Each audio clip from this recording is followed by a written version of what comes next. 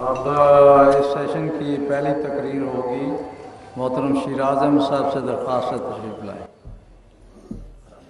اشہد ان لا الہ الا اللہ وحدہ لا شریک لہ واشہد ان محمدا عبدہ ورسولہ اما بعد فاعوذ باللہ من الشیطان الرجیم بسم اللہ الرحمن الرحیم۔ محترم صدر صاحب اور پیارے بہنوں اور بھائیوں، السلام علیکم رحمۃ اللہ وبرکاتہ۔ انشاءاللہ اللہ تعالیٰ کے فضل اور خلیفہ وقت کی دعا کے ساتھ میں آج عصر حاضر کا اقتصادی بحران کا حل اسلامی تعلیمات کے روشنی میں آپ کے سامنے آسان زبان میں کچھ پیش کرنا چاہتا ہوں۔ اللہ تعالیٰ قرآن مجید میں فرماتا ہے، وہ لوگ جو سود کھاتے ہیں وہ کھڑے نہیں ہوتے مگر ایسے جیسے وہ شخص کھڑا ہوتا ہے جسے شیطان نے اپنے مس سے ہوس بختہ کر دیا ہو۔ یہ اس لیے ہے کہ انہوں نے کہا یقیناً تجارت سود ہی کی طرح ہے، جبکہ اللہ تعالیٰ نے تجارت کو جائز اور سود کو حرام قرار دیا ہے۔ سورہ البقرہ آیت 276۔ دنیا سود کمانے کو تجارت کے برابر سمجھتی ہے، لیکن اللہ کے نزدیک وہ حرام ہے، اس میں کوئی اقتصادی برکت نہیں۔ یعنی جتنا سود کی لالچ میں اقتصادیات کو قرض سے بھریں گے، اتنا ہی وہ اقتصادیات اکانومی ڈوبتی جائے گی۔ یہ قرآنی حکمت اور عظمت انشاءاللہ آگے بیان کی جائے گی۔ اسلامی تعلیمات پر آنے سے پہلے ہمیں یہ اقتصادی بحران یا اکنامک کرائسس یا فائنینشیل کرائسس یا کریڈٹ کرنچ بھی کہلاتا ہے، اس پر نظر ڈالنا ضروری ہے۔ اس کے لیے یو ایس اے کی اکانومی پر کچھ نظر ڈالتے ہیں۔ یو ایس اے کی اکانومی کا جائزہ لینا اس لیے ضروری ہے کیونکہ اس سے قرآن کی عظمت اور یہ حکمت جو سود کی منائی ہے وہ انشاءاللہ آسانی سے سمجھ آ جائے گی۔ دنیا میں یو ایس اے کیپٹلزم کی نمائندگی کرتی ہے۔ یہ جو مالی بحران یا فائنینشیل کرائسس ہوا ہے، اسے made in U S A کہا جا سکتا ہے۔ یہ یو ایس اے میں شروع ہوا اور پھر یو ایس اے سے سارے دنیا میں ایکسپورٹ ہوا، سارے دنیا میں پھیل گیا۔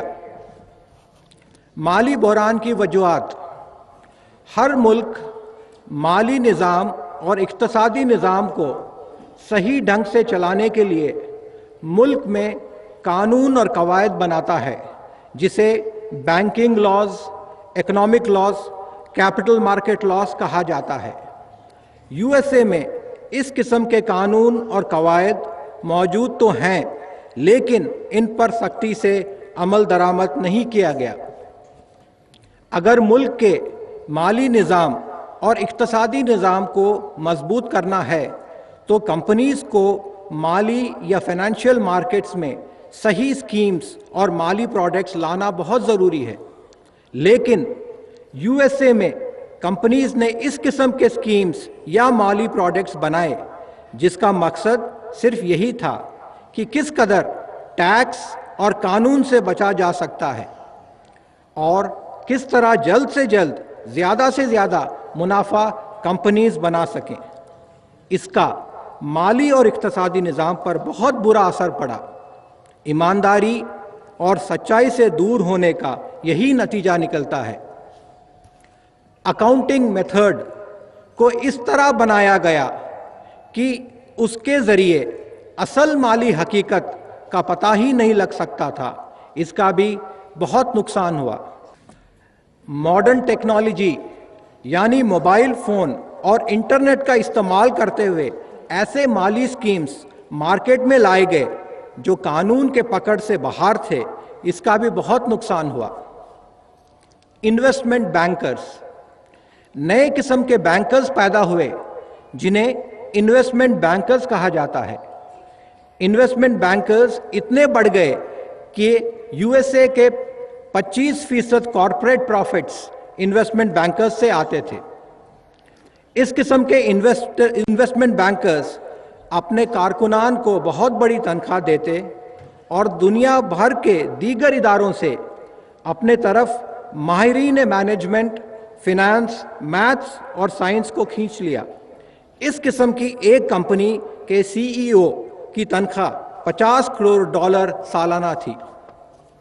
इन्वेस्टमेंट बैंकर्स के स्कीम्स, यूएसए के इन्वेस्टमेंट बैंकर्स ने ऐसे स्कीम्स बनाए जो यूएसए के federal reserve bank, securities exchange control, credit rating agencies और अकाउंटिंग स्टैंडर्ड्स के कानूनी पकड़ और समझ से बाहर थे।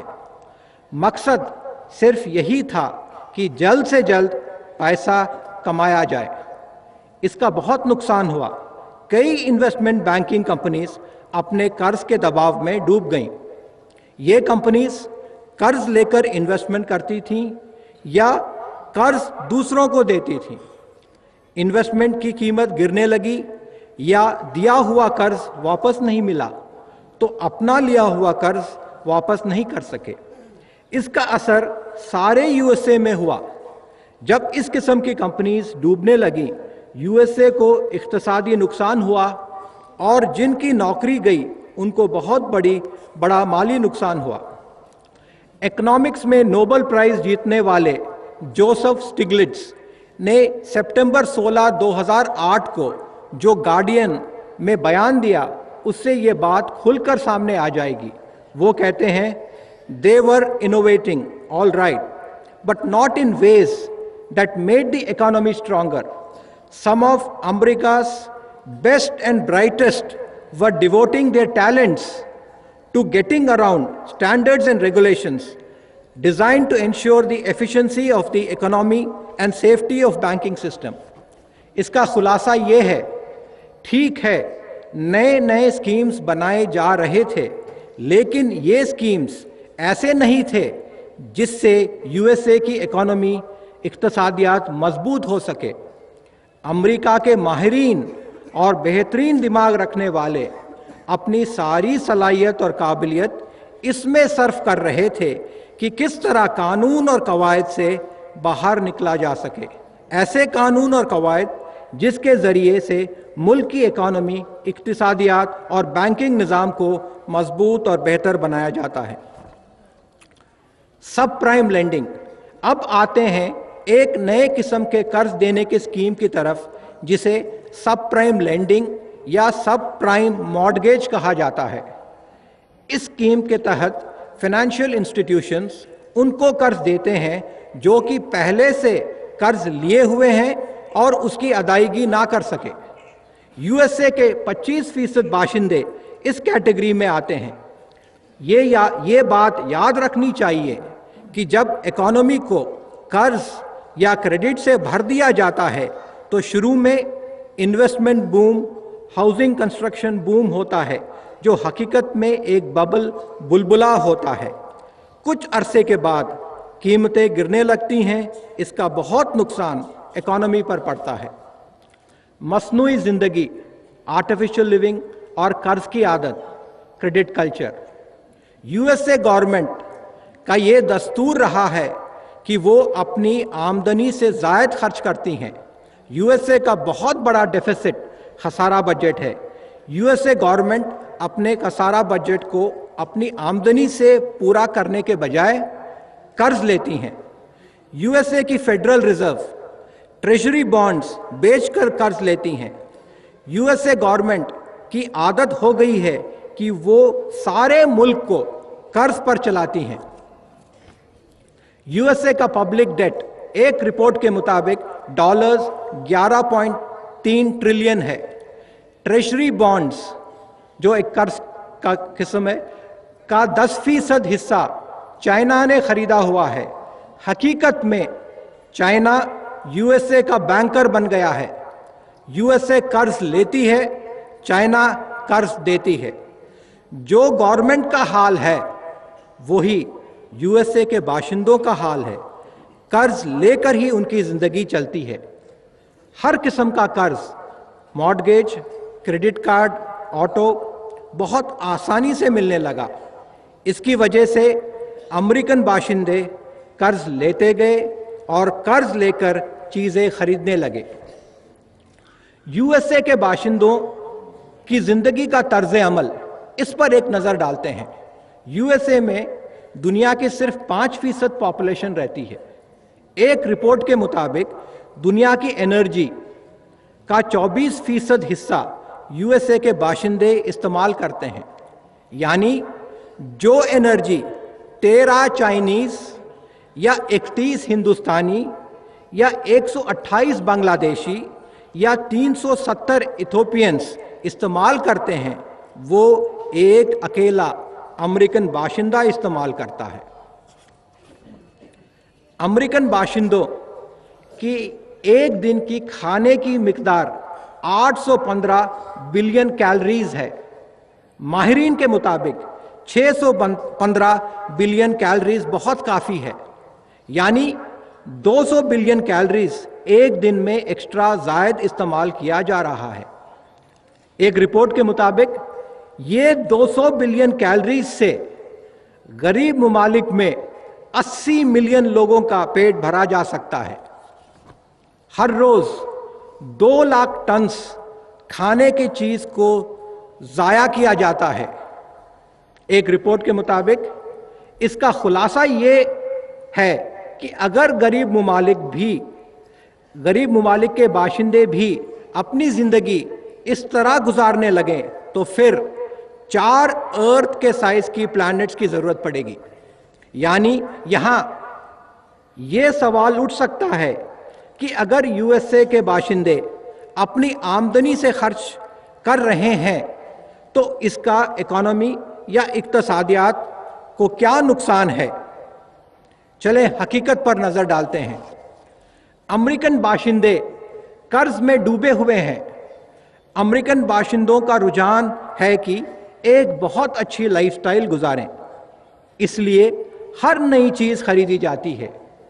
जब डिमांड ज्यादा होगा तो फैक्ट्रीज में प्रोडक्शन बढ़ जाती है, फैक्ट्रीज में इन्वेस्टमेंट बढ़ जाती है, नौकरियां बढ़ जाती हैं, तनख्वाह और बोनस बढ़ जाती है। ये सारी बात अच्छी लगती है, इकोनॉमी इक्तिसादियात बढ़ने लगती है, सबका फायदा होता है। इन सब के बावजूद यूएसए की इकोनॉमी क्यों डूब गई? हकीकत पर नजर डालते हैं। अमेरिका के बाशिंदे जो भी खरीदते हैं वो कर्ज या क्रेडिट कार्ड से खरीदते हैं। एक रिपोर्ट के मुताबिक अमेरिका के बाशिंदे के पास औसतन एवरेज 13 क्रेडिट कार्ड्स होते हैं। उनकी सेविंग्स बचत 0 यानी सिफर है। घरेलू सामान के लिए जो कर्ज लिया जाता है वो 1974 में $680 बिलियन था और 2008 में जो साल फाइनेंशियल क्राइसिस का था 2008 में वो $14 ट्रिलियन यानी 14,000 बिलियन था। यानी हर साल आमदनी से $800 बिलियन जायद खर्च किया जाता रहा है। यानी यूएसए के बाशिंदे हर साल $800 बिलियन कर्ज में डूबते रहे हैं। यूएसए की इकोनॉमी की ताकत, यूएसए की ताकत इस इकोनॉमिक मॉडल पे थी कि उनके बाशिंदे हर चीज खरीदें, चाहे कर्ज या क्रेडिट कार्ड पर ही क्यों ना। यही आदत कि हर चीज खरीदनी चाहिए और इसके लिए कर्ज और क्रेडिट कार्ड का इस्तेमाल किया जाए, ये रुझान और ये आदत यूएसए की इकोनॉमी को डुबा दिया। क्योंकि सारी दुनिया के इकोनॉमी का ताल्लुक यूएसए से है, यूएसए का economic crisis world global crisis बन गया। इसकी तफसील में जाने का वक्त नहीं। यूएसए की इकोनॉमी डूबने के बाद कुछ माहिरीन के बयान, नोबल लॉरिएट जोसेफ स्टिग्लिट्ज ने बताया, by allowing even commercial banks into the riskier territory and encouraging stock options as pay, you had an increasingly short-sighted focus on immediate profits. It created a culture of gambling. इसका खुलासा है, जल्द से जल्द मुनाफा कमाने का रुझान गैम्बलिंग का माहौल पैदा कर दिया। वॉरेन बफेट एक बिलियनर इन्वेस्टर हैं, उन्होंने ये जो कंपनीज ने माली स्कीम्स और प्रोडक्ट्स मार्केट में लाए थे उस बारे में उनका बयान, वो कहते हैं these are financial weapons of mass destruction. Alan Greenspan जो फेडरल रिजर्व के चेयरमैन रह चुके हैं, उन्होंने अपना तर्जिया करते वक्त इस इकोनॉमी के बारे में जो स्कीम्स आए तो उन्होंने फरमाया this is once in a century credit tsunami. USA में दुनिया के बेहतरीन बिजनेस मैनेजमेंट कॉलेजेस हैं, मशहूर मैनेजमेंट गुरुज हैं, फाइनेंशियल एक्सपर्ट्स हैं, माहिर इकोनॉमिस्ट्स हैं। इकोनॉमिक्स में नोबेल प्राइज हासिल करने वाले इकोनॉमिस्ट की तादाद यूएसए में बहुत है। आईएमएफ और वर्ल्ड बैंक यूएसए में है। ये दो इदारे दूसरे मुल्कों के इकोनॉमी पर नज़र रखते हैं और दूसरे मुल्क के इकोनॉमिक निज़ाम को बेहतर बनाने के लिए मशवरा देते हैं, तजावीज़ देते हैं। सवाल ये उठता है कि क्यों ये सारे एक्सपर्ट्स और इदारे अपने इकोनॉमिक और फाइनेंशियल इल्म और तजुर्बे से यूएसए को क्यों नहीं बचा सके। इल्हाम और इंसानी अकल। अब तक जो मैंने यूएसए की इकोनॉमी वो किस तरह चलती है, उसकी असल ताकत क्या थी और किस तरह वो कर्ज के दबाव में डूब गई, ये सब बयान करने का असल मकसद ये था कि हमारे ख़ास करके हमारे अहमदी तालिब इल्म और नौजवान नस्ल सोचें कि एक तरफ यूएसए गवर्नमेंट और यूएसए की माहिरीन की इकोनॉमिक पॉलिसीज़ और फाइनेंशियल पॉलिसीज़ यूएसए को डूबने से नहीं बचा सकी, बावजूद उनके पास इकोनॉमिक्स, फाइनेंस, बैंकिंग और मैनेजमेंट का बहुत गहरा तजुर्बा और इल्म है। इस पर गहराई से सोचें, ये बहुत ज़रूरी है। यूएसए की इकोनॉमी के डूबने के बाद हमें ये सोचने पर मजबूर करती है कि इतना बड़ा और डेवलप्ड मुल्क और उसके माहिरीन इकोनॉमिक पॉलिसीज़ में गलती कर सकते हैं, तो फिर सही इकोनॉमिक पॉलिसीज़ कहाँ से मिल सकती है, इस पर सोचें। इसका जवाब यह है कि सिर्फ इल्हाम के ज़रिए जो अल्लाह ताला इकोनॉमिक और फाइनेंशियल पॉलिसीज़ उतारता है, वो ही एक मुल्क को तरक्की के रास्तों पर चला सकती है, अल्हम्दुलिल्लाह। और ये इल्हामी तालीम जो कुरान में मौजूद है, उसको सिर्फ और सिर्फ इस ज़माने में हमारे खुलफा कराम ने समझकर दुनिया को पहले से ही तंबी वान कर देते हैं, अल्हम्दुलिल्लाह।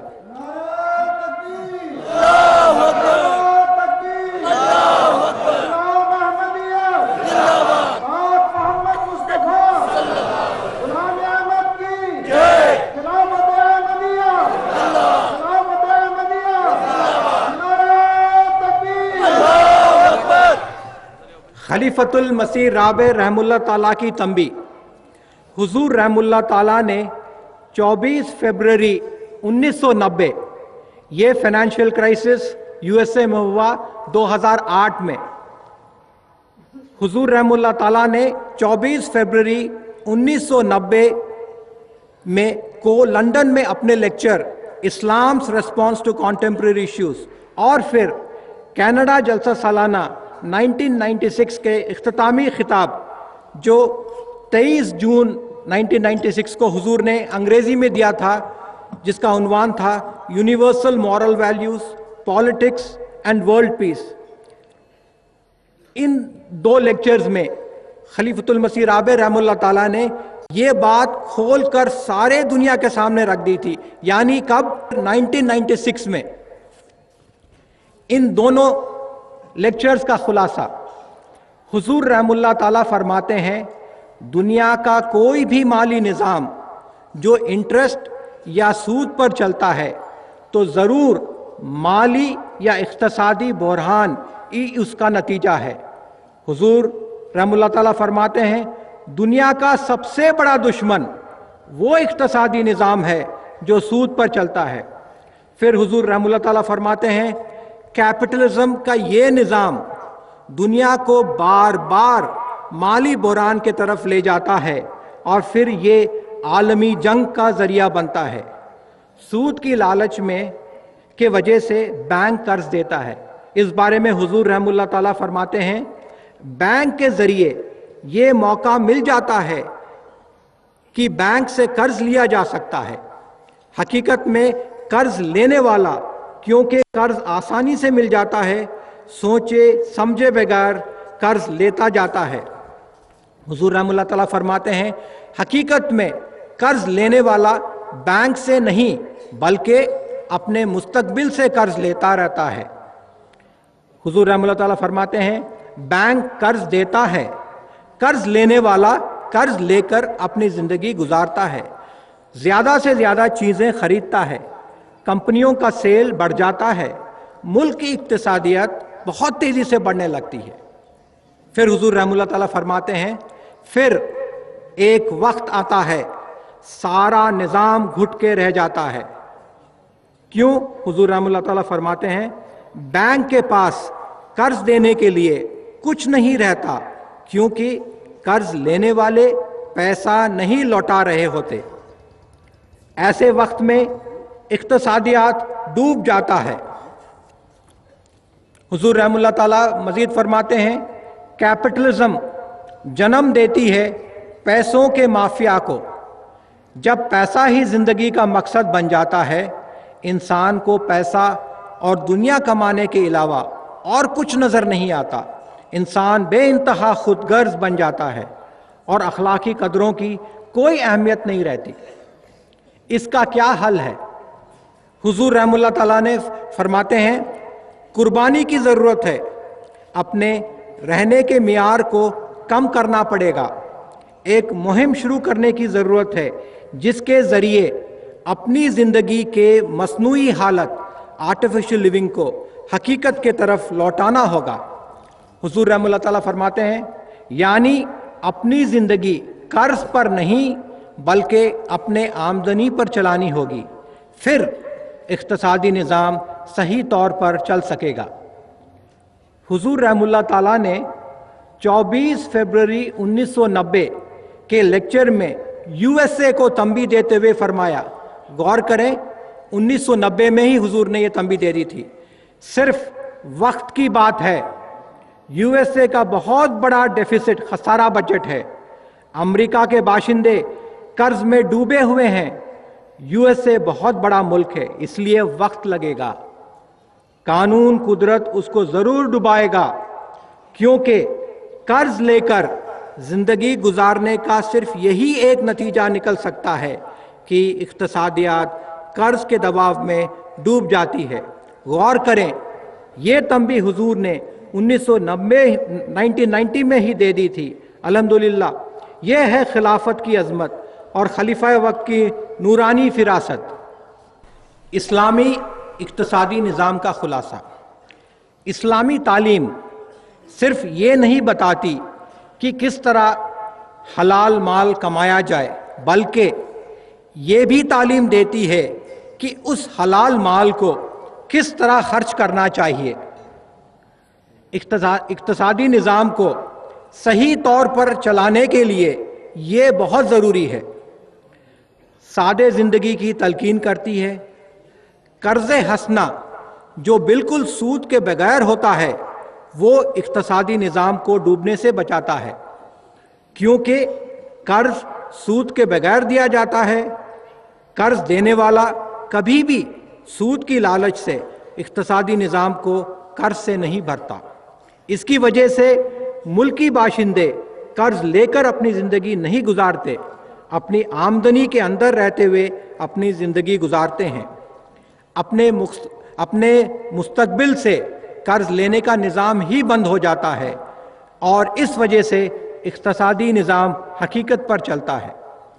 इस तकरीर को हुजूर अहद ताला बिन अजीज़ की नसीहत جو आपने खुतबा जुमा 31 अक्टूबर 2008 में फरमाई उससे मैं ख़त्म करता हूँ। कर्ज आसानी से देने के निज़ाम और कर्ज लेने वाले सोचे समझे बगैर कर्ज लेते हैं, इस बारे में हुजूर अक़दस फरमाते हैं ये सूरत हाल सिर्फ इंग्लिस्तान में नहीं, अमेरिका में भी है और दुनिया में भी है। तो बहरहाल कानून कुदरत फिर अपना काम करता है। जब एक हद को पहुंचकर लोगों की कर्ज की वापसी की ताकत ख़त्म हुई तो बैंकों को होश आई कि हमारा अपना पैसा तो कर्ज में था नहीं, ये तो दूसरों का पैसा था, और फिर बैंकों ने मज़ीद कर्ज देना बंद कर दिया और ना सिर्फ उन गैर पैदावारी मकसद के लिए कर्ज देना बंद कर दिया बल्कि पैदावारी मकासद के लिए भी कर्ज देना बंद कर दिया। इसका फिर यही नतीजा निकला कि पूरी माशियत मुतासर हो गई और मुल्कों की माशियतों का क्योंकि एक दूसरे पर इन्हिसार है इसलिए पूरी दुनिया इसके लपेट में आ गई। हुजूर अक़दस ने हमारे सामने एक लाए अमल रखा जिसका खुलासा ये है, हुजूर फरमाते हैं अपनी ज़ाती ज़िंदगी में भी और मुल्कों को भी अपने आमदनी के अंदर रहना चाहिए, कनात पैदा किया जाए, कर्ज के दलदल से बिल्कुल बचकर रहें, सूद से बचें, अमीर मुमालिक गरीब मुमालिक के नेचुरल रिसोर्सेस को कब्ज़ा करने की कोशिश ना करें, मुल्क के लीडर्स और चलाने वाले अपने मुल्क से वफा करें, गरीबों की ज़रूरत का पूरा ख्याल रखें।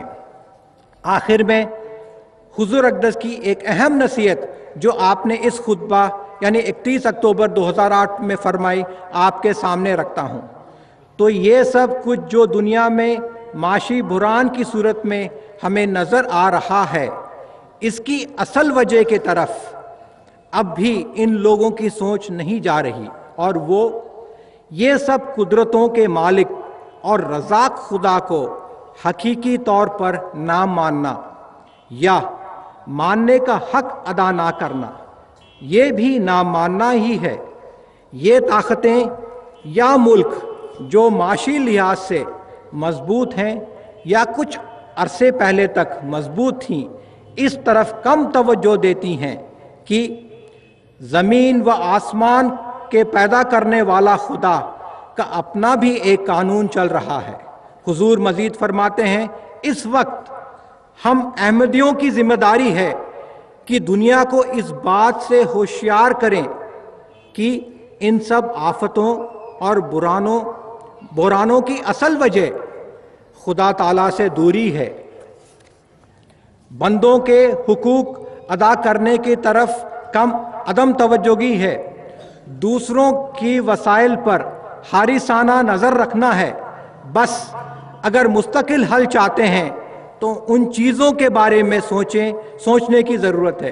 हुजूर फरमाते हैं कई बिलियन डॉलर्स या कई बिलियन पाउंड्स की जो बेल आउट है ये खर्च करना है या इमदाद है, वो मुस्तकिल हल नहीं है, क्योंकि अगर सोचा जाए तो ये रकम भी इसी जेब से निकलती है जिसको पहले ही नुकसान हो चुका है। हुजूर फरमाते हैं और आज मुसलमान मुमालिक का भी यही हाल है कि वो भी दुनिया के माशी निज़ाम के तरफ चल पड़े हैं, बजाय इसके कि उससे रहनुमाई लेते जो खुदा ताला ने कुरान करीम में उनको रहनुमाई दी है। हुजूर मज़ीद फरमाते हैं लेकिन उसके लिए अल्लाह ताला की इस आवाज़ को भी सुनना होगा जो उसके मसीह व महदी के ज़रिए हम तक पहुंची, क्योंकि इसके बगैर इस ज़माने में कोई नजात नहीं, कोई तहफ़्फ़ुज़ नहीं, कोई ज़मानत नहीं। हुजूर अक़दस फरमाते हैं अब खुदा की पहचान करवाने, उस तक पहुंचाने, क्या यही एक ज़रिया है जो बंदे को खुदा का सही आबिद बनाएगा, जो हाँ हज़रत सल्लल्लाहु अलैहि वसल्लम का सही और हकीकी मुती और फरमाबरदार बनाएगा। हुजूर फरमाते हैं अल्लाह करे कि दुनिया इस अहम बुनियादी उसूल और नुक्ते को पहचान ले। अल्लाह ताला ہم سب کو خلیفہ وقت کی نصیحتوں پر چلنے کی توفیق عطا فرمائے اور قرآن اور خلافت کی عظمت کو سمجھ کر سارے دنیا میں پیش کرنے کی توفیق عطا فرمائے۔ آمین۔ جزاکم اللہ۔